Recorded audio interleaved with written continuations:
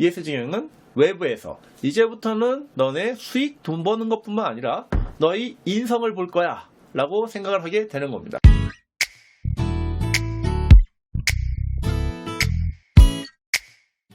안녕하세요. 네, 똥형입니다. 오늘은 요즘 경영학계에서 가장 뜨거운 이슈 중에 하나죠. ESG 경영에 대해서 한번 살펴보도록 하겠습니다. ESG 많이 들어보긴 했는데 조금 낯선 개념 중에 하나이기도 하고, 그 다음에 ESG MSG는 아는데 도대체 ESG가 뭐야? 하시는 분들 많이 계시죠. 일단 ESG 뜻부터 한번 살짝 살펴볼게요. ESG, E는 Environment, 환경, S, Social, 사회, G, Governance에서 지배구조 해가지고 총 3가지를 보통 이야기를 많이 합니다.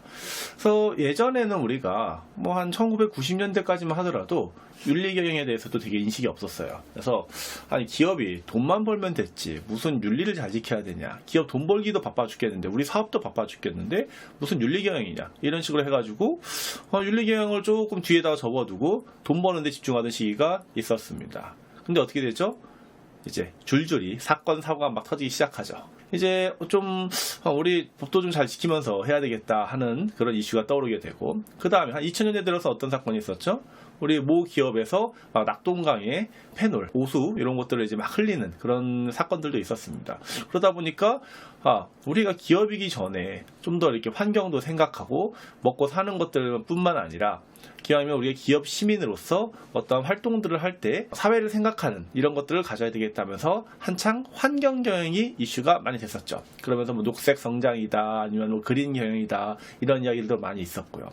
그러고 나서 이제 최근에 가장 이슈가 되는 것 중에 하나가 우리가 우리 기업만 잘 먹고 잘 사는 거, 우리 주주들만, 예전에 이런 얘기도 있었죠. 기업의 존재 이유는 주주들의 행복을 위해서다, 주주의 최대 수익을 위해서다, 이런 이야기가 있었는데, 이제 그뿐만이 아니라 우리 지역사회라거나 시민 또는 나아가서는 우리 국민 또는 전 세계적인 좋은 일을 해야 되겠다라고 생각하면서 이제 떠오른 게 지속가능 경영 CSR입니다.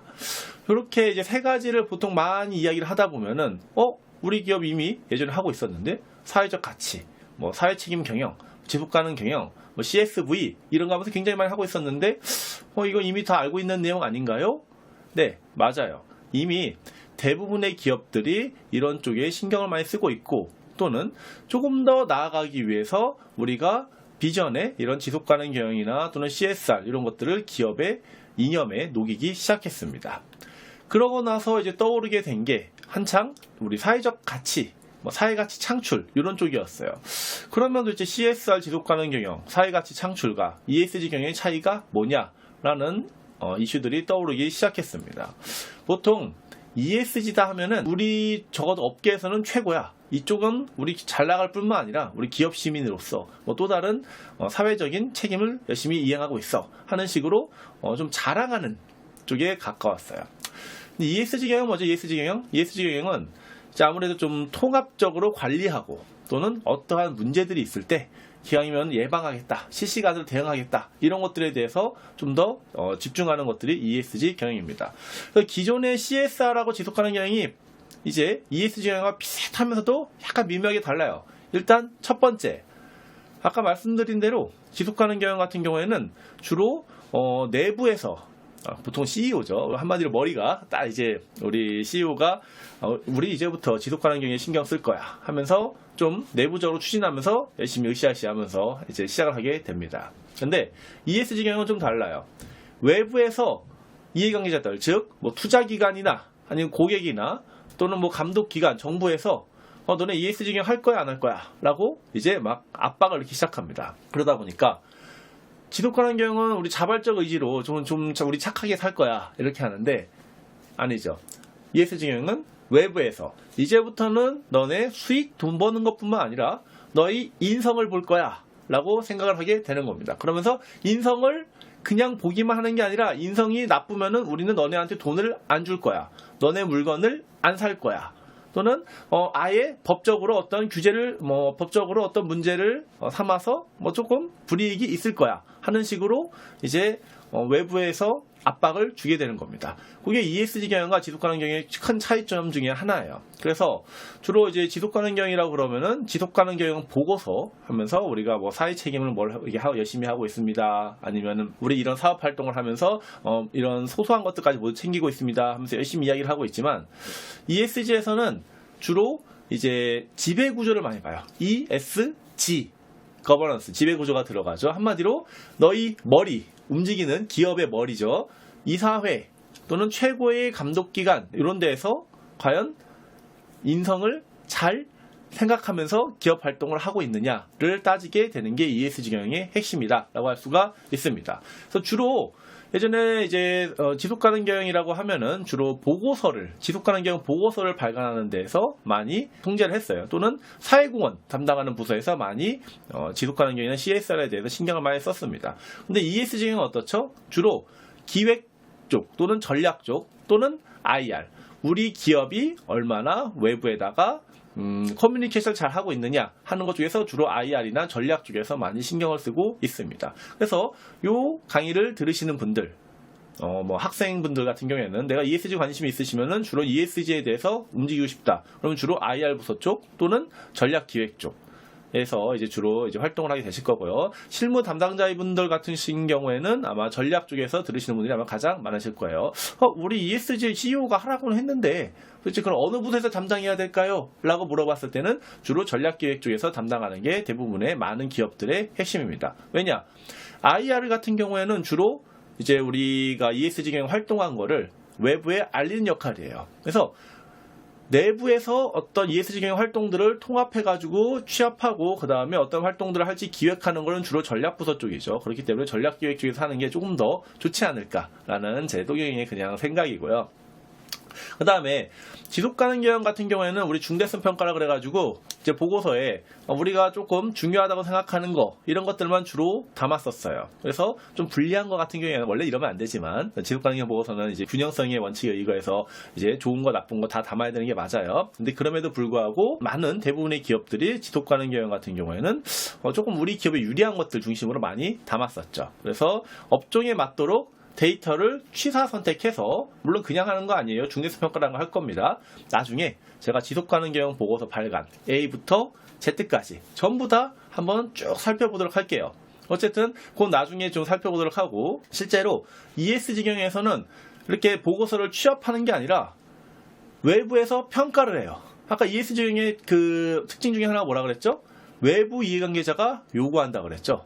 한마디로 외부에서 평가를 하기 때문에 이것저것 내놓으세요 라고 계속 데이터를 요구를 합니다. 그러다 보니까 외부 평가지표, 한마디로 우리나라 한국정보기관이나 한국투자회사뿐만 아니라 글로벌적인 회사들, 뭐 DJSI라거나 뭐 모건스탠리라거나 뭐 파이낸셜 타임즈라거나 굉장히 많은 회사들이 요구를 하게 됩니다.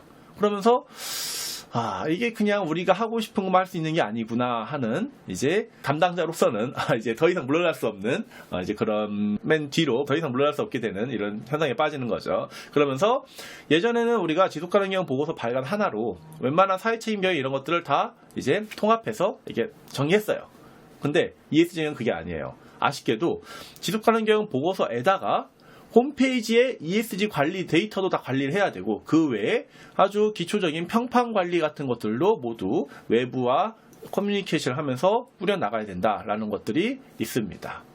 결국 이거는 실시간으로 우리 기업들을 평가하는 글로벌 기관들이 또는 국내 기관들이 있기 때문이에요. 대표적으로 모건스탠 MSCI라거나 서스텔레틱스라거나 이런 것들은 아예 컴퓨터가 인공지능이 실시간으로 빅데이터를 수집해가지고 계속 평가를 합니다. 저희가 나중에 MSCI나 서스텔레틱스도 이게 뭔지에 대해서 하나하나씩 살펴보도록 할게요. 그래서 이런 실시간으로 평가하는 시스템도 있고 또는 ESG 점수 같은 경우에 국내에는 KCGS 한국기업지배구조원이 하는 이런 지수라거나 또는 글로벌적으로는 DJS라거나 또는 공급망 평가인 에코바디스 뭐 이런 것들이 많이 있습니다. 이런 것들을 통해서 계속 외부로부터 평가를 받다 보니까 ESG 경영에 대해서 우리가 신경 쓸 수밖에 없다라는 것을 볼 수가 있습니다. 그러면 ESG 경영을 도대체 어디서부터 시작해야 될까라는 이런 궁금증에 또는 이런 출발점에 오게 될 거예요.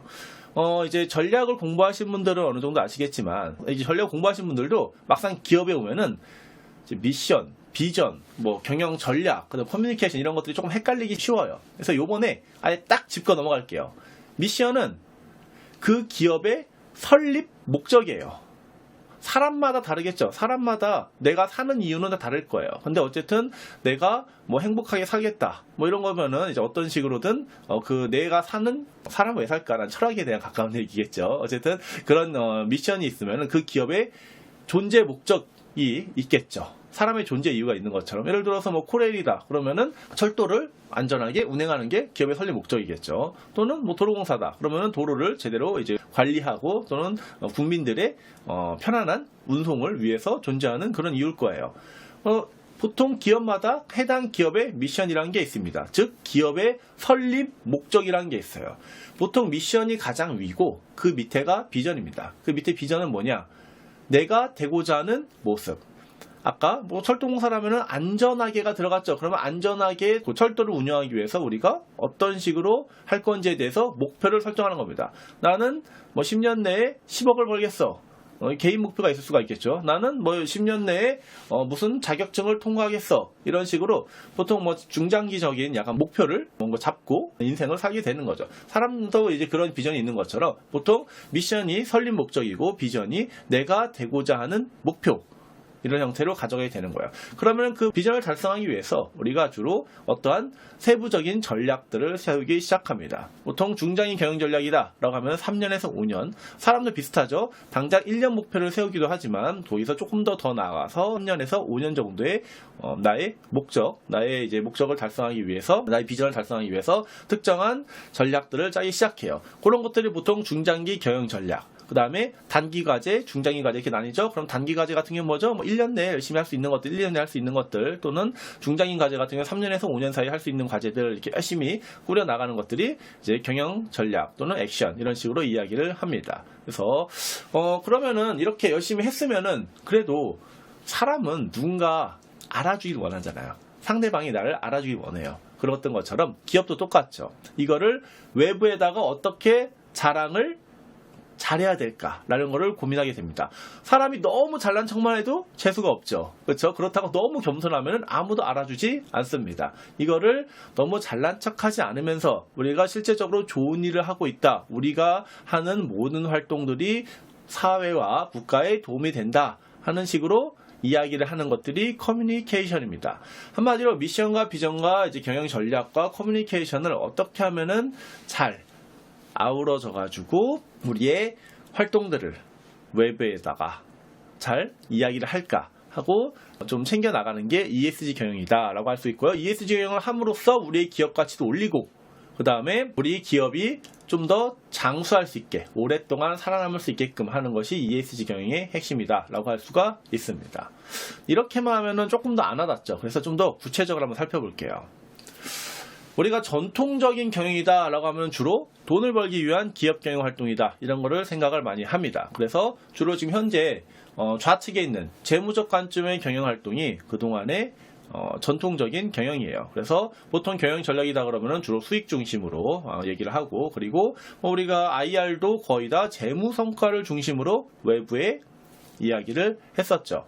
근데 ESG 경영의 핵심은 요거예요. 지금 우측에 있는 비재무적 관점의 경영 활동을 정리하는 게 ESG 경영의 핵심입니다. 그래서 ESG 수준을 우리가 어느 정도인지 진단하는 툴이 많이 있죠. 뭐 국내에서도 기업지배구조원에서 하는 것들도 있고 해외에서도 뭐 DJSI라거나 또는 뭐 MSCI라거나 서셀렉티스거나 아니면 에코바디스 굉장히 많은 툴들이 있습니다. 그런 툴에 의해서 진단을 하거나 또는 그런 진단 툴의 맹점은 뭐죠? 그런 진단 툴은 모든 기업을 평가해야 되다 보니까 굉장히 범용성 있게 만들어져서 우리 사업의 특징에 대해서는 담지 못하는 경우가 많아요. 그래서 그 해당 기업에 맞게끔 ESG 경영을 조금 수정해서 이제 접목하는 경우도 많이 있죠. 이제 그런 진단 툴을 통해서 ESG 수준을 진단을 하고요. 그 ESG 수준 진단한 거를 해보면은 우리가 뭐가 부족하고 뭘 잘하고 있다라는 것이 나오겠죠. 그러면은 부족한 것들에 대해서는 최소 어떻게 나아가겠다라는 액션을 만들고 그리고 계획을 짜서 이제 어떻게 앞으로 해나갈지에 대해서 쭉 정리를 해 나가야 됩니다. 그게 이제 ESG 경영 전략 및 실천 과제예요. 요거는 이제 우리가 알고 있는 현재 재무적 관점의 경영 활동과 큰 차이는 없죠. 진단하고 그 다음에 뭐 여러 가지 활동들을 해가지고 뭐 앞으로 발전해 나가겠다는 건 큰 차이가 없습니다. 단 이게 비재무적 관점이란 거예요. ESG 경영의 핵심은 하나가 더 있어요. 이렇게 수정해 나가는 것뿐만이 아니라 실제로는 ESG 정보를 공시해야 된다는 데 맹점이 있습니다. 이 공시를 잘하지 않으면 공시하는 항목들을 제대로 정리하지 않으면 결국에는 ESG 경영을 아무리 우리가 잘하고 있든 남들이 알아주지 않으면 잘 모르는 거예요. 근데 특히 ESG 경영은 남들이 평가를 이렇게 해야 되기 때문에 이런 것들을 잘 대응해가지고 앞으로 우리가 경영 활동을 어떻게 해나갈지를 잘 정리해야 되는 게 핵심이다 라고 할 수가 있습니다.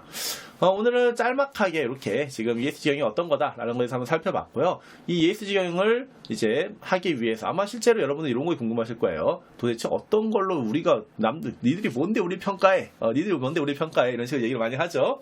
그러면은 그 평가하는 툴들에 대해서도 한번 살펴보도록 하고 다음 시간에는 아마 우리나라 대기업들뿐만 아니라 이제 중소 중견기업들이 완전히 관심을 가지고 있는 에코바디스에 대해서 한번 살펴보도록 하겠습니다. 네, 시청해주셔서 감사하고요. 구독과 좋아요 잊지 말아주세요. 감사합니다.